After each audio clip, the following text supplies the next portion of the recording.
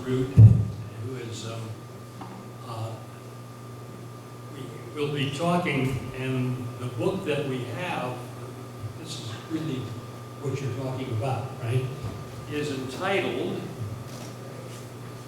Putting the Barn Before the House, Women and Family Farming in Early 20th Century New York. And so this is a book which is telling you, for example, what has happened in the 20th century. Well, I think we all know a lot about that. But if we just start listing things, World War I, Depression, World War II,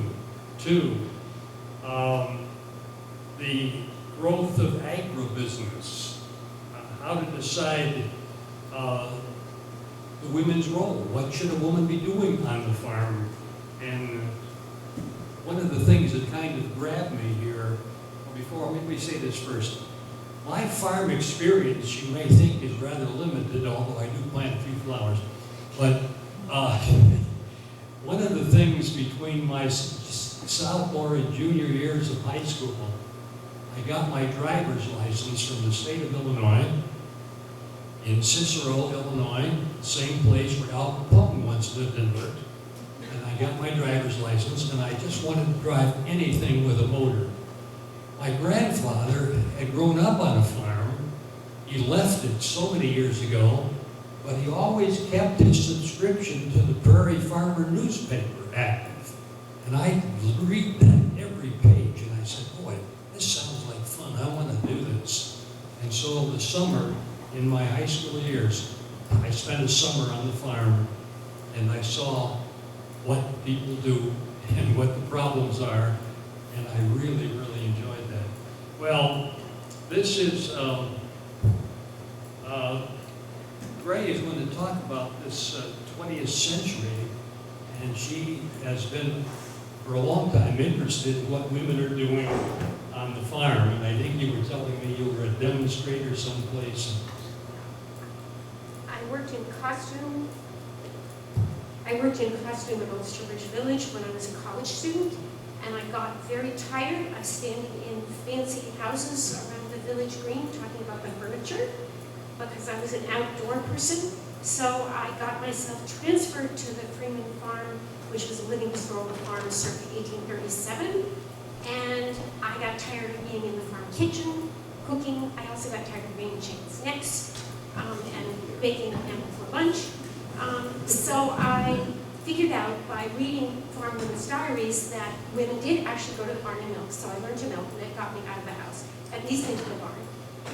And then from reading those diaries, it was very clear that especially young women worked out in the fields turning the hay to have it dry, like a tedding machine does now, and help pile it onto the wagons and bring it into the barn or into where the hay was being stacked in the farmyard. So I learned to do that. And I could never prove to the satisfaction of the people who ran the museum that women used the scythe, so I never got to do that. But I always loved being outdoors, and that's, I think, what led me into being interested in rural women. And here we are. So you were able then in 1981, you said, to begin interviewing women who had lived on a farm and to ask them, well, what did you do? How did you do it? And some of these women were actually born before World War I. And so she was able to get a lot of information on a topic that really had not been well researched before then. And you couldn't do it today. I mean, these women were very old when I interviewed them. Some of them were born in the 1890s, and they had grown up with grandparents who remembered the Civil War. And it was the closest that I, as a history student, had ever come to real history in people's memories. And so I was amazingly privileged at that time to be sort of passed around in a local community, very much like this one. One person would say, oh, but you should go talk to so-and-so. So they would introduce me to them, and I would go interview them. And I did that for a long time. And then I did other things, and once they had all died, I wrote this book, which doesn't have in it anything that's that anyone wouldn't want known, but has things in it that they wouldn't want associated with themselves and their families. And so these are all pseudonyms, except for maybe one family I'll talk about, or their relays, because they're too famous. So you people are going to hear really a very important topic. And as I said to Grey, I thank you for interviewing and saving this information. And so for future generations, this has not been lost. Let me just read you very briefly. This is part of, everybody often has on the back of their books some reviews and a few sentences here that I think are just perfect and I think really tell you what you're going to hear. It says, by Lynn Abrams, Grey Osterud's account of American rural life is suffused with empathy and insight. Elegantly written, deftly researched, this book rises out of an intimacy with the community of the Nanticoke Valley, which, allied with skillful oral history research and an unromantic eye, and results in a compelling story of change and renewal. Thank you for coming. The audience is yours. Thank you. I guess I'll start with a story, which is one of the women who I interviewed very early in the process of doing this work, whose story startled me and changed my ideas about practically everything, and gave me as many of the questions as she gave me answers. First of all, though, I want to ask you, so we sort of can situate ourselves in space, how many of you have been to the towns of Maine or Nanticoke, which if you go south on 81, you get off at Whitney Point and you go south on Route 26 and you end up in Union, you go down this Route 26 little winding road along the little creek. It sort of looks like your valleys, except it's all smaller. So one person, anybody gone? Two, not so many. So let me tell you a little bit about how the area that I just happened to do this work in is similar to this one and different from this one. It's similar to this one in uncanny ways. When I came to Fabius, I thought I had gone to Maine Village, because Maine Village, like Fabius, has these same small-scale houses, but progress and the railroad and commerce passed it by in the 1870s, leaving everything intact, which was sort of preserved by not having grown. And so Maine Village looks a lot like this place. But the rest of the Nanticoke Valley looks like, if you go over, anybody been to the Broome County Airport to land in Binghamton? No, no better airport in Syracuse. Okay. If you go over the hill to Binghamton from the Nanticoke Valley, which is 15 miles, you go over a road that looks like the road that we drove on this afternoon from Apulia to Tucson. That is a hill landscape, roads that go up and over the hill. I could see on that road areas that had been cleared where there had been what I'm going to call hill farms, where people could raise hay, could have wonderful pastures and meadows, could do summer dairy farming, but they couldn't grow enough corn to even lower the feed bill in the winter. So they were small-scale farms, very commercially oriented, but they produced milk, not fluid milk that got shipped to New York City, but butter and cheese, because they were very small. And they all went out of business very early, as some of the places I could see fairly mature forests up there. The least cultivated places in the Nanticoke Valley are now state parks, maybe like Highland Forest, where they decided in the 1930s, the soil chemists all decided that this Volusia silt would never grow anything except make farmers bankrupt who tried to buy this land and thought they could grow something. And therefore it should be taken out of cultivation. They said it was sub-marginal land, economically impossible, and so it should be used to grow forests. And so there are areas like that in and right around the Nanticoke Valley. And what people there think of as the valley farms are sort of linear strips on a narrow bottomland, and the problem of only being able to grow corn there is it's right along the creek, and corn doesn't like to get its feet wet. You have these beautiful hillsides with cornfields. So this is more marginal land, a much rougher landscape, a lot more ledge, much more difficult to make a living through the whole 20th century. So their farmers went under, most of them, in the dairy buyout in the 1980s, rather than later on. There's only one farm there now which has made the transition to being a large-scale commercial dairy. They're right by Whitney Point. They cultivate 1,000 acres of ground in 2 towns with 4 extended family members running the farms. And they have, I think, the largest payroll in Broome County, or the largest cash turnover in Broome County except for the State University at Binghamton, because they're just they raise calves, they raise their own feed, they have a large-scale operation, they milk 3 times a day. Their cows are a Cornell herd that takes woman growth hormone. They have, I think, something like 36 hired hands in the summer and 7 year-round who are non-family members. So there's only one. So if you can imagine, take the land that you know here and make it rougher and smaller in scale and get rid of all the lime from the topsoil that allows this kind of fertile landscape here. That's what we're thinking about. This is about as marginal as it gets in New York State, and still has considerable rural settlement through the 20th century. But in some ways, like this community, it also was close enough to Binghamton, to Endicott, and to Johnson City. Endicott and Johnson City were both factory towns. The largest integrated boot and shoe factory in the United States was there in the 1890s and grew up through World War I and then finally died after World War II. And you could live, from World War I on, you could live in the town of Maynard, Nanticoke, and you could take the workers' bus, which ran straight down 26. You could get up in the morning, milk the cows, do the chores, get on the bus, go to Endicott Johnson, work for a wage all day in the factory on piece rates, come home, eat something, do the chores, eat something more, go to sleep. And a lot of people did that, and they managed to keep farming because they could supplement their wages with their income, their living check, with wage labor. And they also then had a market, right? There was a farmer's market at Endicott. Many factory workers wanted fresh vegetables.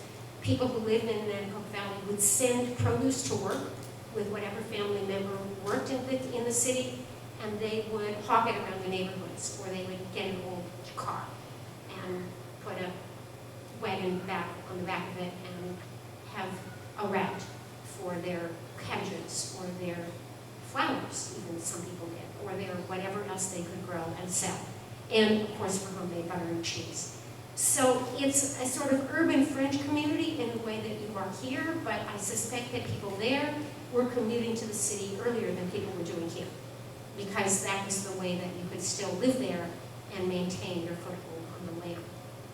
So I'm going to start with the person, this is a pseudonym, whom I call Josie Sulich Kuzma.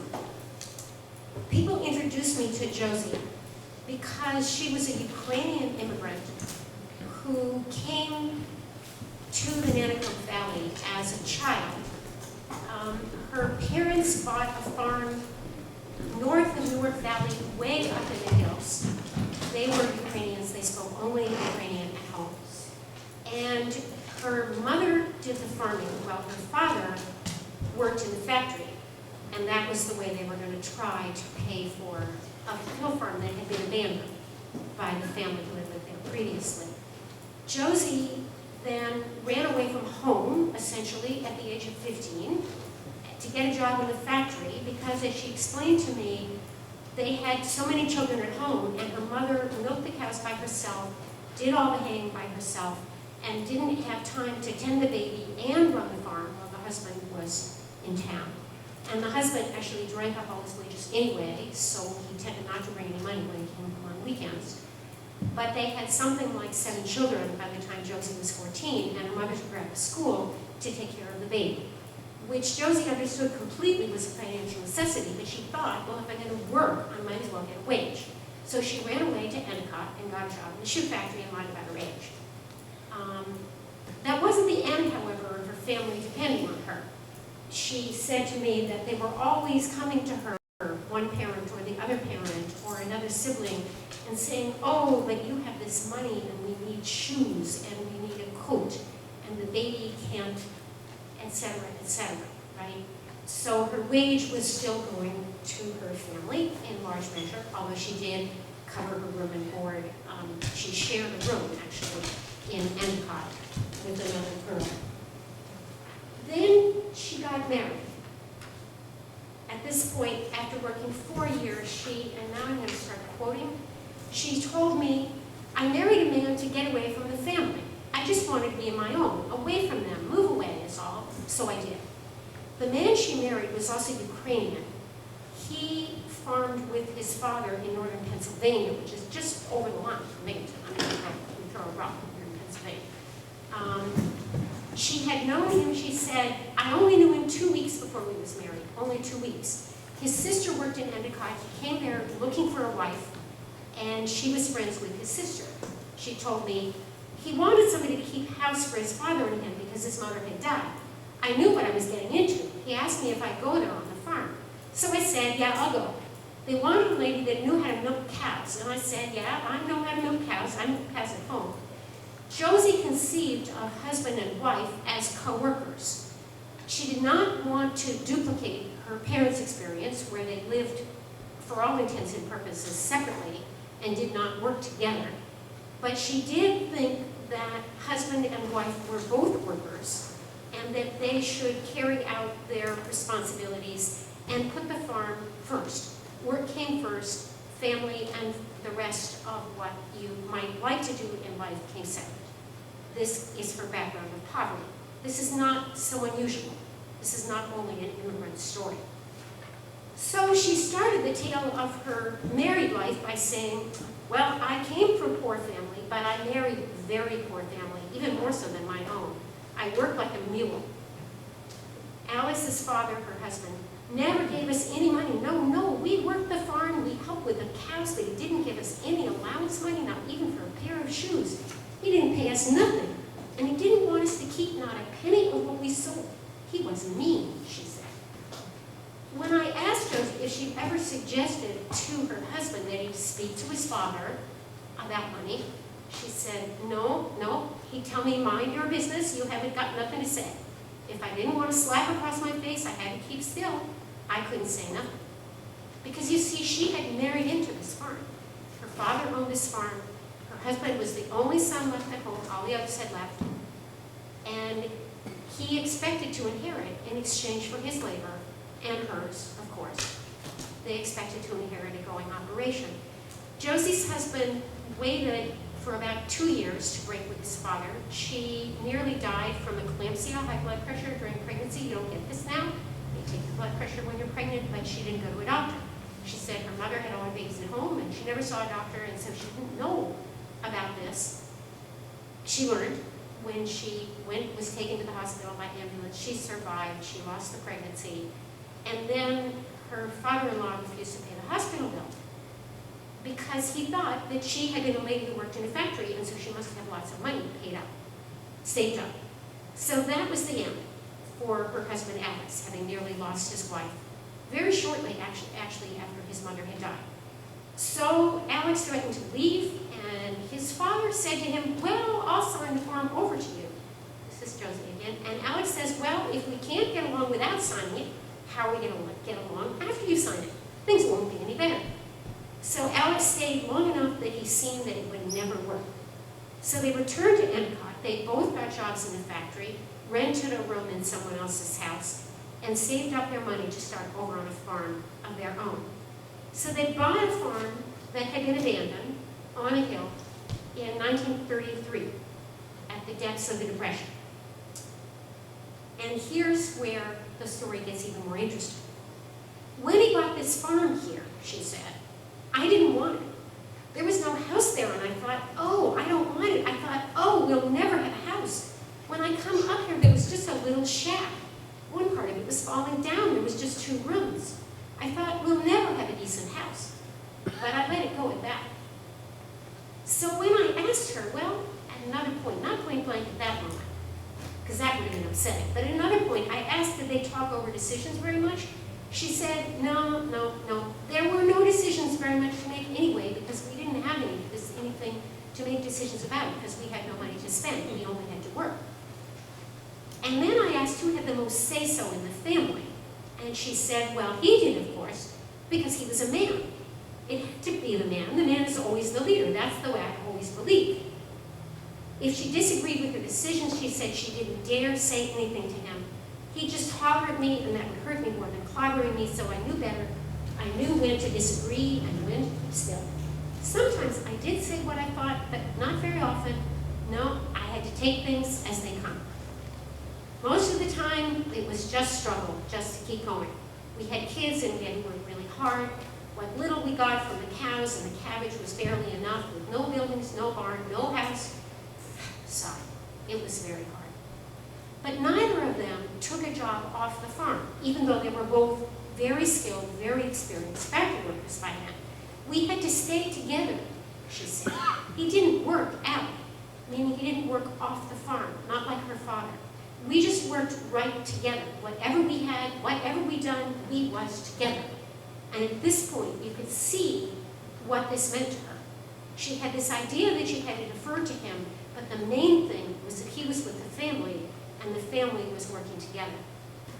She said that it was hard. She had 4 children and a 5th one on the way, and was still milking, working with her husband. Well, I used to leave the baby in the house, she said, go down to the barn and milk 2 or 3 cows and then go up to the house. Sometimes the baby would be sleeping. That was if it was cold. If it was warm, I had the baby in the basket down at the barn, or in a cardboard box right down at the barn. When they had more than 6 cows and the children were older, she said, Alice and me and the 2 oldest girls, the 4 of us was milking then, and the younger boys, they helped. In the morning, we'd get up and go and milk and then get breakfast and send the children off to school. In the late afternoon, we'd all be doing the milking too. Housework, she said, what is housework when you don't have much of a house? Just done it when we had time. Other times it waited. When it was raining, we done the housework. And when it was nice, we'd work outside. She said she liked to work outdoors. She loved cutting wood. She loved growing vegetables. She did say to me that now she was getting older, it seemed to me that cultivating an acre of potatoes and 2 acres of cabbages was a lot of work. But golly, she said, when you're young, you can do it without even thinking. I like to dig potatoes. I still do. They kept about 50 chickens, she said, just enough to have eggs to sell. We take the eggs down to the village store and trade them for flour and sugar. Then we got to the hard part of Josie's life, which was when her husband died of pneumonia when he was building a barn on their property in the middle of the winter. There was an old barn up above. She showed me this building where it had stood. So they took it apart and used all the boards along with some new boards that were sawn from timber that they felled on their farm for the new barn. He'd need a piece of board, she said, and I had to climb up the ladder to hand it to him. When she told me that, I didn't realize that she was like 5 months pregnant when she was doing this, but she was going up the ladder to hand him a board. Well, he had hired a neighbor to dig a cellar hole for the house we were going to build, but that's as far as we got, was the new barn when he died. He said, if we could build the barn would build the house. In other words, the farm comes first. That produces your income. When you have enough to spare, then you build a house. So she had this shack when her husband died, and she raised her 6 children, including the one that was born right after his death. Growing out without him, she said, they didn't ask for money. They knew I didn't have it. They were friendly with the other kids on the hill, even though he was Ukrainian. And they visited back and forth with their schoolmates. My youngest daughter, she had one friend. She took her into that little old house there, and she pointed to this thing that I thought was maybe a fallen down chicken house, which is where they used to live. That girl come, she wanted to stay overnight, and she said, this is a house? This is where you live? Her daughter, whom I got to know, who was still at a quick and rude tongue, said, well, what did you expect? That we was going to build a castle for you because he was going to come? Oh dear, said Josie, and then chuckled. Josie had this way of saying, oh dear, about things, and then laughing, which is her attitude toward life. When she reflected on her life, both before and after being widowed, now I went back to visit her numerous times and met with her kids and their kids and went to their family reunions. She said actually what she found most difficult was not all the work, because she loved being outside.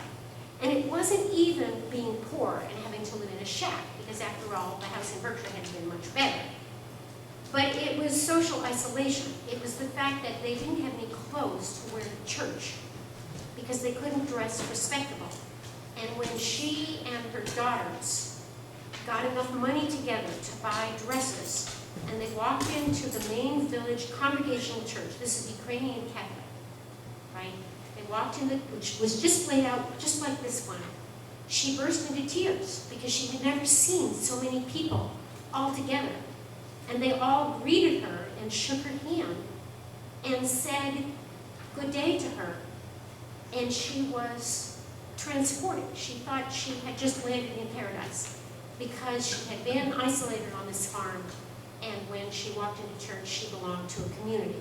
And they didn't care that she was a Protestant. They didn't care that she wasn't a citizen, because her husband never was naturalized, and she didn't take the citizenship exam to become a naturalized citizen either. They actually hired her to clean their houses because they knew that she was poor and that she worked very hard and they had children to support and go to school. And she loved cleaning their houses because they had linoleum on the floor instead of dirt. And they had hot running water.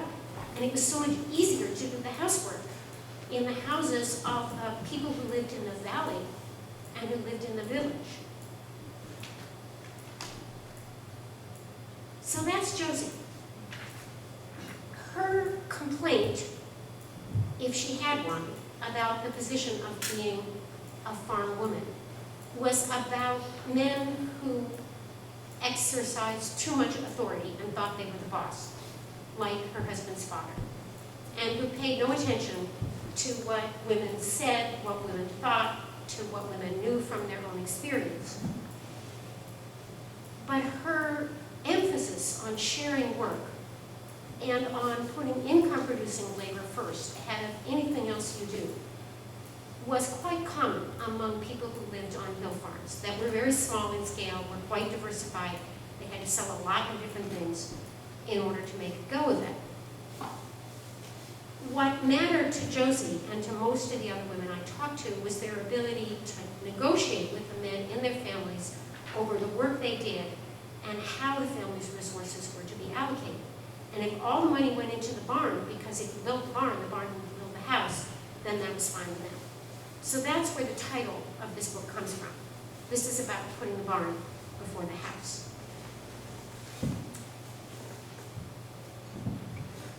So historians and sociologists who have looked at the division of labor and relationships between women and men and decision-making power in farm families across the United States say a number of things.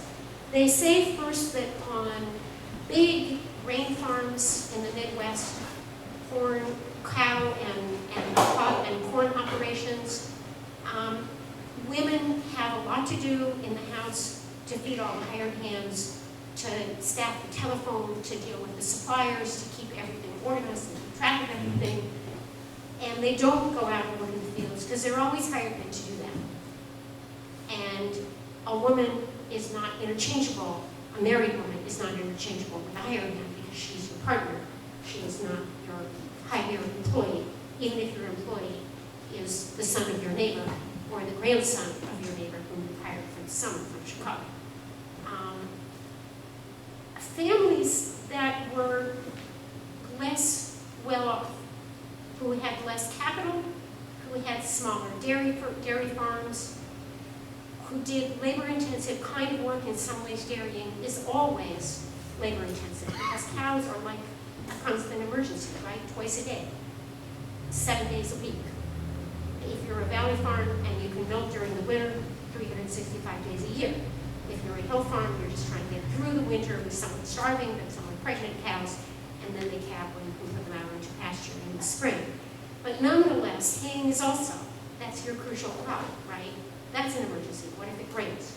So everybody is pressed into service. So in these kinds of farms, the notion is that everybody is a worker first, and they are male or female, an adult or a 12-year-old or an 8-year-old sort of second. And they describe that to me in a whole variety of ways. They said that if you had more daughters than sons, or you had older daughters and only younger sons, then one of the older daughters, she was like the son. So she would go to the barn with the father, and one of the other girls would stay and cook the meals, and then they would all go out into the field during hay. And then maybe grandma or one of the little kids would come out with lunch from the house for them in the field, so they could eat and not have to go back to the house and take that long break at noontime. Because after all, it might rain before the hay was in the barn. How much of this is familiar to you? Have you heard stories like this? Yes. Do you want to say anything about this? Yeah. Sounds very familiar. Sounds familiar. Okay.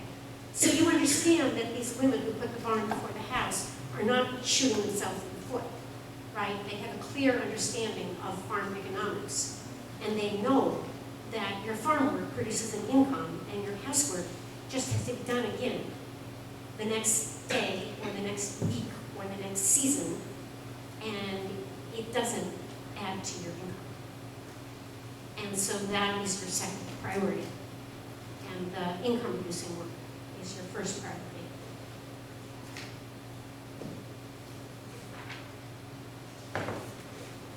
So I'm going to shift to a family that had a large-scale, very commercial farm.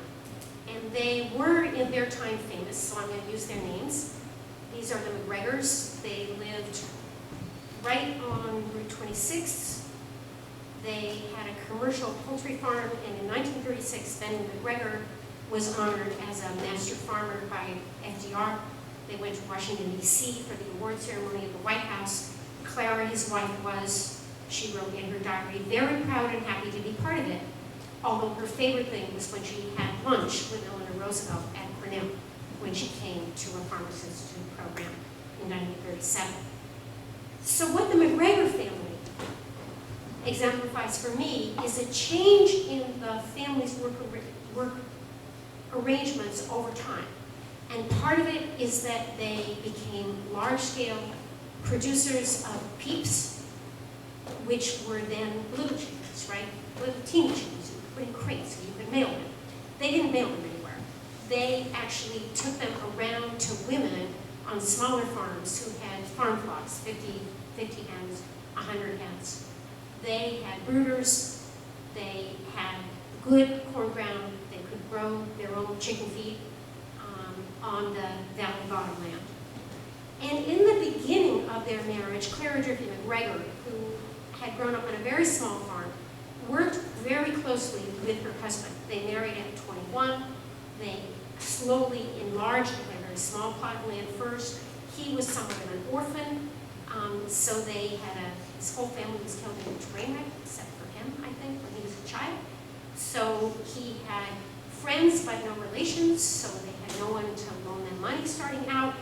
They slowly had a market garden, they had a dairy herd, they had a poultry flock, they peddled their wares in Endicott and nearby towns, and then they put all the money into hens because they decided that given that so many women had farm flocks and that selling those eggs and chickens was a very important part of the family income, that they needed to be able to supply them as well as sell eggs wholesale. So Clara, by the time she had children, it took her actually 10 years before she had the first children. I'm not sure why. She was not alive. I interviewed all of her children. But I also read her diary from 1936. She worked very hard with her husband at everything until the 3 boys were born, and then the girls. And at that point, she stepped back from active involvement in the outdoor work of the farm. And she remained very well informed about the business, however. She typed orders, she sent out advertising, she wrote the flyers, she went with her husband on deliveries of chicks. And she said that she didn't go out to the egg room anymore or out to the brooders because there were enough of the men to do that, and then they hired women like Josie, not Josie, but immigrant women to work in the egg room handling eggs to make sure they were all, none of them fertile, none of them had chicks in them, and also that none of them were rotten before they sold them, so they had good quality control. So she said and her son said she only worked in or near the house, and they seemed to think she was quite a domestic creature, but then they gave me her diary. And her diary shows that that year, she plucked dozens of chickens in the kitchen, packed hundreds of peeps into crates, and put thousands of eggs into crates. She counted up every day how many they did before they went off to market. These were very messy tasks, as anyone knows who's ever done them, in your kitchen. They took over the entire day. She would write in her diary that the most she was able to do after plucking all of the dozens of chickens that were to be slaughtered and go to market was mop the floor. But she didn't have any strength left to wash the supper dishes, and then they all went to bed. She also coordinated everything at home. The men were often off in various motor vehicles. Some of them adapted old cars with wagon beds on the back.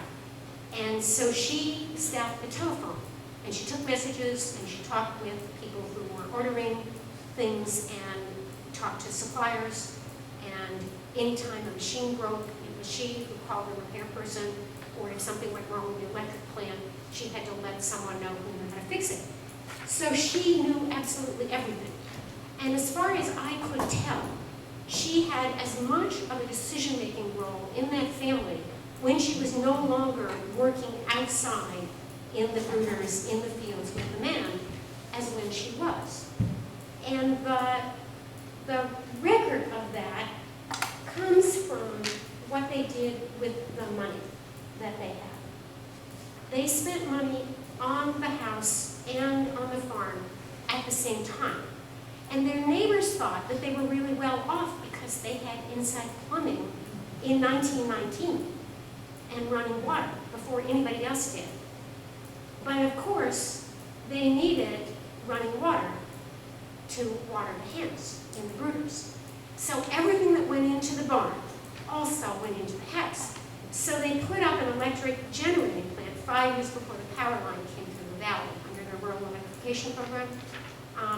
They had their own generating plant because that kept their baby chicks warm, which was necessary. So it powered the incubators and the brooders. But they also put electricity into the house. And their neighbors were the most surprised when they took out a mortgage and they used it, some of the money, to remodel part of the house so that their older son could get married and bring his wife to live on the 3rd floor rather than going off to do something else, because he had an ag degree from Cornell and he could have done almost anything, like go and work for some agriculture company or be an extension agent or teach agriculture in a high school.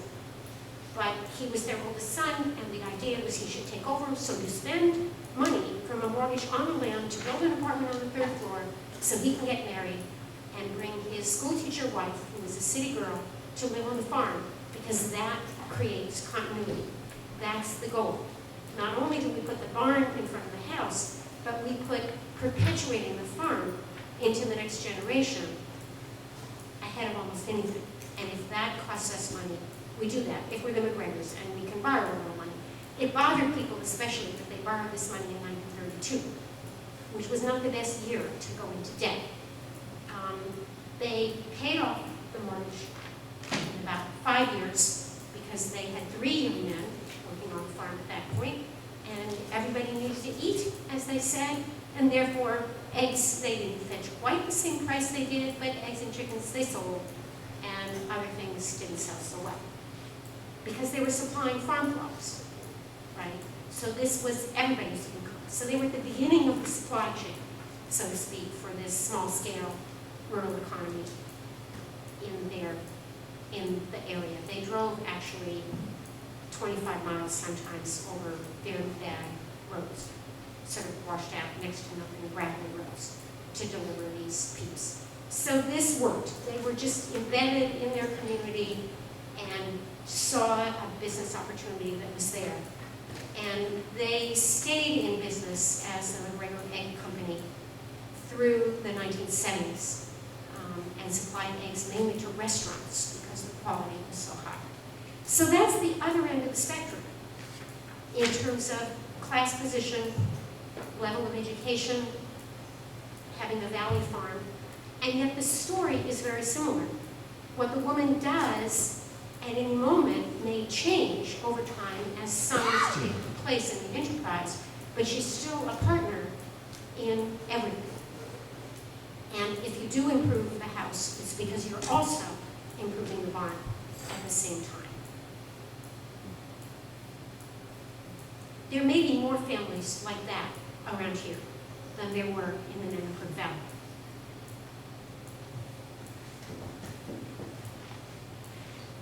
Thoughts, comments, questions, reactions? Yeah, could we ask about that? Sure. Where you're painting a rather dire picture at the beginning of what it was like to be a woman on the farm. And then maybe a little later things began to look a little better. But yeah, I really would like to hear from some of you folks who have lived in this area, grew up here. Somebody has the other mic to pass around, right? Right, she's got it. Yeah. Yeah, we've got the mic we can pass around. But, you know, can you relate to these stories, or is for some reason in Nanticoke was it a little worse than it was here? The land was worse for sure. Here we go. I occasionally, as a town historian for Pompey, get requests, and I got one just a little while ago relating to Water Vale. And it was a Polish family that came during the Depression, and they bought a farm, and they worked hard, and I don't know what happened, but they didn't stay long, so whether they lost it. But yeah, my mom worked on the farm, and a lot of moms worked. Brought up 8 kids, and you still had to go out and help in the field, especially when they still had the horse. Before tractors, right, Nancy? I can remember my father, we had corn, and it was this big around at the bottom, and my father said to Claude, he says, you don't let Nancy pick up that corn and put it in that silo. And Claude said to me after father left to drive school bus, he said, Nancy, you're going up in the silo? I said, no, no, no. I said, Claude, I'll unload the corn. I'll do just fine. You use your legs. You don't use your back. And I unloaded that corn and had no problem. I can remember my father up in the haymow. And just for the devil of it, I did it on purpose. I stopped them bales right on top of each other. He hollered down, Nancy, I can't walk across the mow that quick. My feet fall in the bales. I only did it on purpose. Yeah. My mother did work outside of the farm, outside, but she had a large garden, and when they filled the silo, this is back when they cut the corn into measure, and then unloaded it and put it in the silo. All the neighbors would come, and she'd have a big dinner, you know, feed them all. So, And everything from her garden and everything homemade. yeah. Right. Especially they love those homemade pies. For breakfast, lunch, dinner, and the evening snack. We didn't have lunch, we had breakfast, dinner, and supper. Breakfast, dinner, and supper. Yeah. You're bringing back some memories for me from my brief farm experience, but when we baled the hay, it would be a guy driving the tractor. There were two guys on either side of the baler putting wires in and tying them. And there'd be two guys on the wagon pulling the bales up and stacking them on the wagon. And then there'd be somebody hauling those bales back to the barn. And then there'd be guys in the barn, because they weren't to get around, so-and-so's going to bale today. And my poor aunt on the farm had to feed them all. When I was a teenager, the summer before they bought a baler, my father and the neighbor, we shared a baler. The summer before, we had the tractor, the wagon, and the hay loader. I drove the tractor, my father was on the wagon, putting the hay on, putting it all the way around. And we drove to the barn, and he put the, what would you call it now? I don't remember. Put the thing in. The hay fork. Hay fork. Hay fork. Yeah. And I drove the tractor pulling that hay fork up into the mow, he tripping. Yeah, yeah. That was one summer. Then they got a baler, and I was out of a job. In fact, I think it was Dwayne Steele who told me one day that for whatever reason, that when they sent up the bales of hay and then they'd run across the top of the barn, and he got trapped up, or was his wife, I don't know which, got trapped up there, and somehow was able to get out, but it was a rather dangerous moment, that's for sure. When I remember, I was raised on my grandparents' farm. And what I remember about the women is that my grandmother and my mother were always fed the family. I mean, they always fed all the hands. And in hay time, or it would be a picnic. They would pack all the kids up, and we'd all go to wherever the men were working, and we'd have a big picnic, and then they'd bring it all back. But I remember we had chickens, and it was my mother's job to like slaughter the chickens so that they could, I mean, I turned into a vegetarian for 30 years. Is that why? Yeah, it didn't help, you know, I mean, but, so I remember that, and once we were trying to get the hay in before it rained, and the men were doing hay in one field, and my mother took me, and we went to another field, and she pulled the baler, and I pulled the bales out and stacked them in the wagon. So, you know, we all help out. But I remember my grandmother down coming out of the house, and she had this giant cowbell. And she'd just ring that thing to let the men know that it was time to come down and eat. And yeah, they're pleasant memories for me, you know, that whole time.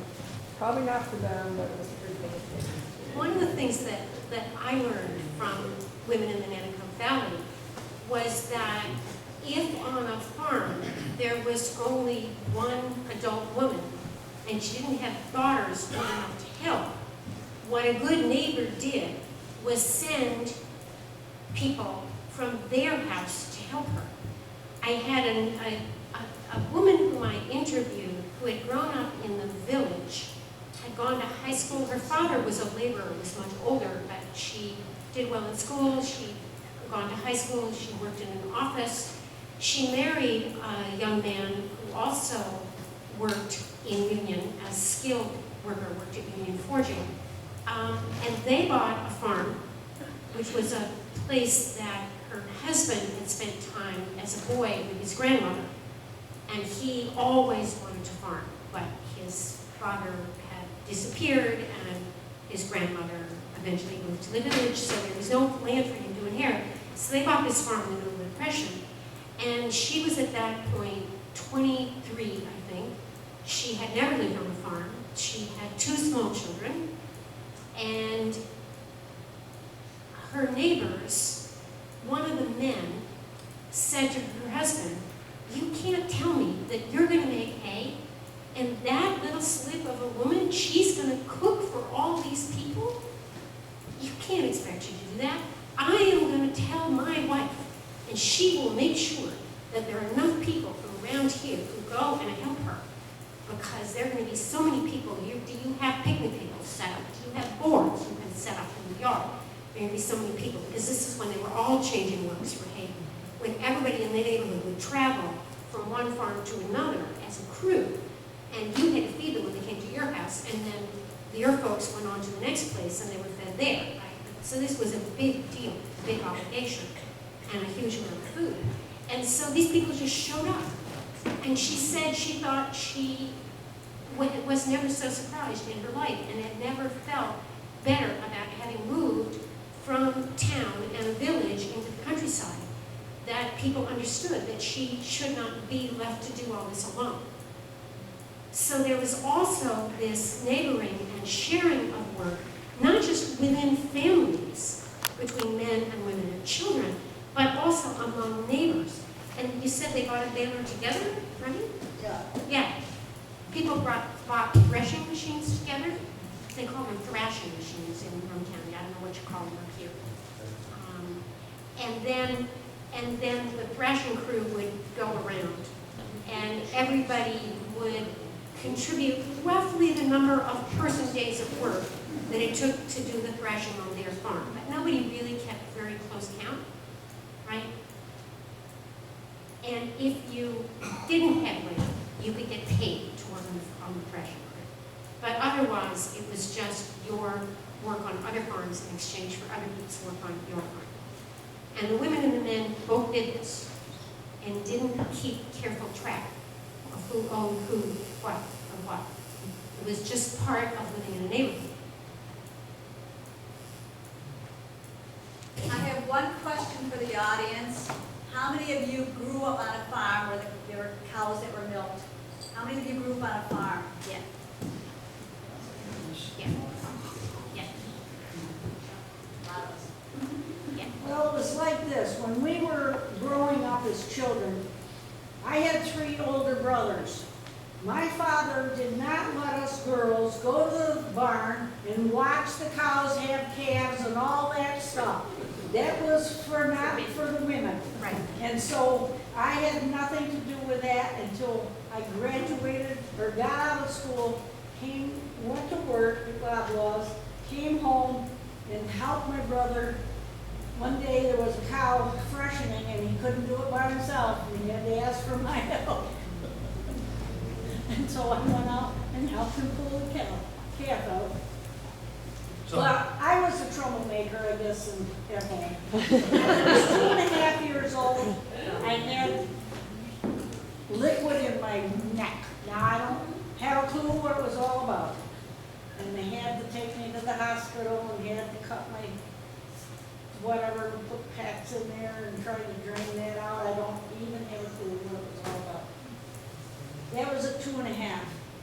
When I was 9 years old, my father bought a brand new corn chiller. And it was just a hand crank, and we put it in the back room, and my brother Donald and I were very close, and he was out, and he was going to shell the corn, and I went out to watch him. He reaches in where the cobs come out, and he pulls the cob out. Now, he did not have to do that. Now, there was another cob in there, and so I reach in there, and I figure I gotta get that cob up. Just at the time as I put my hand in there, he turns the crank. I said, Donald, my fingers. He says, pull them out. I said, I can't. And so he backed the wheel backwards, and I pulled my hand up, and here they are, just hanging. Here by skin, completely cut off. My mother grabs the turpentine out of the pantry, my hand over the sink, and she pours the turpentine right on there, soaks the washcloth, wraps it up. My father's still in silo across the road, and so put a towel, and I gotta go to the doctor's. In fact, I gotta go to the hospital. And I remember the hospital at 2.5. I get to the doctor's and he's calling up Dr. Durr and he says, I got a farmer here and he doesn't have a lot and blah, blah, blah. They charged him $25 4 hours in the operating room, put my fingers back together, I have full use of my hand. Praise God. And I went to him one day and I knocked on his door and I said, Dr. Gurr, I want to thank you very much for saving my finger. And what saved it was the turpentine, because it killed all infection. He was able to knock all the nerves, and I have no problem. And she has the first artificial plastic joint ever used. Does anybody have a story that could top that? Well, Grey, we thank you so much. You certainly have stimulated people.